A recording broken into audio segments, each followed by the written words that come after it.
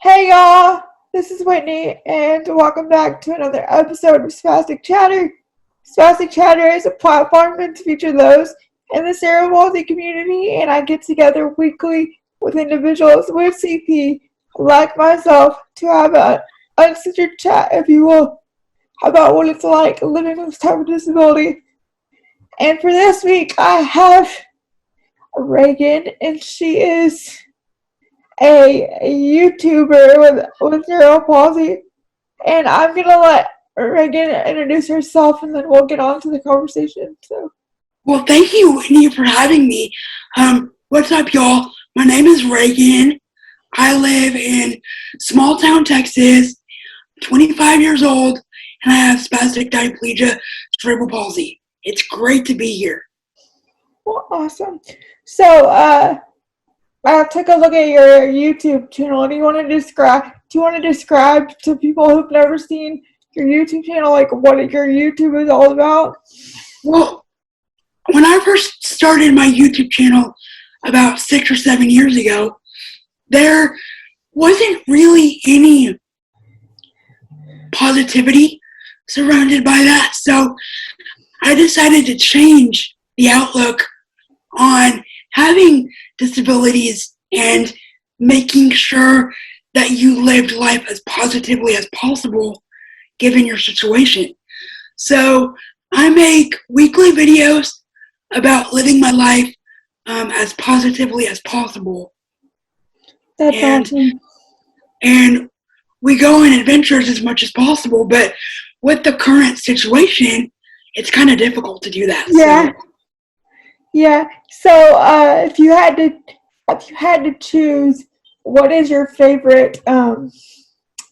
What's your favorite content to film? Like, because I know that you do different types of videos. Well, my favorite content to film that's kind of an interesting topic to bring up, because most of the time people want to see, specific episodes. So I try to film episodes that are specific to the things that people want to see. I would say that one of my favorite topics to film was carpool karaoke with my sister. I did that, and people absolutely went bananas. They loved it. So I like to do a lot of interactive content if I can. If not, then I will do just whatever comes to mind that week. Yeah, exactly. So this is just a fun little question. Since you did carpool karaoke, what's your favorite genre of music? Oh, sorry about that. I had some spastic issues. I actually have two. I have country music and Christian music. That's awesome. Yeah, I was about to say, Regan, you're from Texas. You better say country, because of course I'm from Texas too. So, of course. Yeah. What other answer would there be? Honestly. Exactly. Some good old Texas country. So yes, so the name of your YouTube channel is Go Reagan. Can you explain your reasoning behind that? Like where that name came from? Of course. So the inspiration behind the channel name came from back when I was in high school. Technically I was part of the high school athletic program. I just did Special Olympics through the high school, if that makes sense. Yeah. Like I was always included in everything. So my freshman year of high school, it was the day before my first, JV track meet, if you will. So the whole high school student body, teachers included, got together and did like a send-off, like a pep rally for me. And so they started cheering, "Go Reagan, go Reagan, go Reagan." And throughout the years, that name is kind of stuck. And so, since I always like to go on adventures as much as possible, that's how that name kind of stuck. So, That's awesome. And you have I'm just curious, so I'm gonna ask. You have like this theme song on the beginning of your videos. Was that was that specifically made for you, or did you? yes, it was. It was made by a donation company called Songs of Love. That's awesome. And they I'm trying to think, they like wrote a song specifically for each person. See, I like songs that are fun and upbeat and catchy. So that's the kind of beat they went with. And so I actually got that song as an Easter gift from my parents, I guess about maybe, I don't know, 13, 12 years ago now. It's been forever. Excuse me. It wasn't purposely for your YouTube channel. It was just a random, or it was just like a gift. Well, it was a gift, and then I turned it into my theme song. Well, now I don't really use it because, well, I guess I could start using it again, but lately I haven't felt the need to use it because people already know who I am. Yeah, no, your content evolves. I mean, it was just a catchy little song that when I watched one of your videos, I was like, oh, that's pretty cool. Like that's a way to get your audience in, like to like Exactly. yeah. Exactly. So that's cool. So have you I know. Well, I kind of already know this question, like because I've interviewed I think you're a couple of your friends, but have you created like a support group like of other disabled YouTubers like with cerebral palsy like? I'm a member of a lot of YouTube groups through Facebook, but not all of them are disability not friendly, disability centered. Focused, yeah. Yeah. That's very cool. So you're kind of like branching out past the disability community. I like that. Like I can totally respect and relate to that. But so what is a typical day look like for Reagan? Let's see, a day in the life. I wake up around 7. I know, it's way early. But one of the rules my parents set when we moved in here, because right now we're in my office, but technically this is my apartment that we're filming in right now. Yeah. We're just in the office part. But one of the rules that my parents set when we moved in here was you need to be up when we're up unless you're sick. Yeah. Because if you're not awake by the time we leave, there's a chance you could severely hurt yourself. And along with that comes a little bit of anxiety. Like if I don't know where my parents are, now 9 times out of 10, they're at work during the day. So along with that comes a little bit of anxiety. So that's how that rule got formed, is I wake up before my parents go to work. And then, so I wake up, get some water, make myself some coffee because, I can't start my morning without coffee. Girl, I'm right there with you. And then around 8:39, 9:30, depending on my mood, I will start my work day. So that can consist of,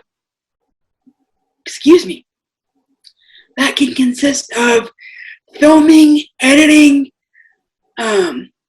replying to comments, any type of social media that needs to be done, I'll do that. That's awesome. And then I'll have lunch around 11:30, 12. And then if I've gotten all my work done for the day, then I will take a break and watch Netflix or Hulu or Disney Plus. Yeah. And wait for my parents to come back. That's awesome. What's your favorite show right now on any of those? Ooh, this one's a good one. I really enjoy on Hulu. I love This Is Us. It's amazing. Yeah. I'm not sure if you've ever heard of it or seen it yet, but yeah, I've watched if you it. haven't, it's amazing. And then for Netflix, I like Shameless. Yeah. I love that show. I just find it very entertaining for some reason. Me too. I love it. It's just insane how a family can interact that way. I don't even know how that's possible, but they make it happen. Yeah. Yeah. And then for other platforms I love Disney Plus. That's cool. Very cool. So we on the with YouTube and all of your content, like most of it's positive, I'm sure, but I'm sure that those negative comments that come in, have you experienced this, and how do you go about the negative comments? How do you handle it? Well, I kind of knew walking into this, I consider YouTube my career, my full-time job, especially with the situation going on. See, I don't have a job right now, so I don't have a paying job right now. So when the virus came about, I just said, you know what, I'll just take this as a form of getting my YouTube more off the ground, if that makes sense. Yeah. So when it comes to,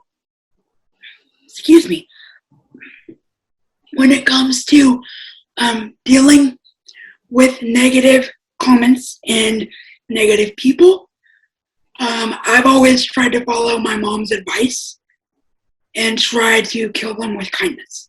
Yeah. That's very cool. It's not always easy to do. No, it's not. It's not always easy to do, but I try to do that for the most part. And I gotta tell you, when this is kind of what I signed up for when I put myself out there on this big of a platform. You're gonna get, negative people and negative Nancy's and whatever have you. Yeah. That's what you kind of sign up for. Exactly. So do you think looking back when you first started YouTube, do you think that your self-confidence has grown because you put yourself out there, and have you become more comfortable in front of the camera and gained self-confidence because of your YouTube? Yes. When I first started filming, I was very insecure with the way that not the way that my body looked, but the way I presented myself. Yeah. I just felt awkward. And after the first couple of episodes aired, after the first couple of videos, I did start to become more comfortable within my own skin and job, but it did take a few weeks before I stopped being awkward. I think in my opinion, it's just the more that you film and get in front of the camera, you can't, when it comes to our disability and our body and stuff, you can't change it. So there's no sense in dwelling on it, because it can't be changed. So you might as well just deal with it, embrace it, or go with it, or whatever you want to call it. So yeah. Yeah. But I'm not going to lie, the first couple episodes, I was very nervous. Yeah. Because I didn't know how people were going to react to me starting a YouTube channel and all of that. But really, when it comes down to it, I've gotten nothing but positive feedback for the most part. That's awesome. Hmm? That's awesome. So what are your future goals for your YouTube channel or just life in general? My future goals for myself are to hopefully reach the monetization goals, which I'm working on right now. Because if you don't know, YouTube actually changed up the goals a little bit. Yeah, I know. So I'm trying to work through that. And then ultimately one day I would like to have YouTube as a full-time paying career. That's awesome. But as far as personal goals, further on down the line, I would like to meet someone to share the rest of my life with.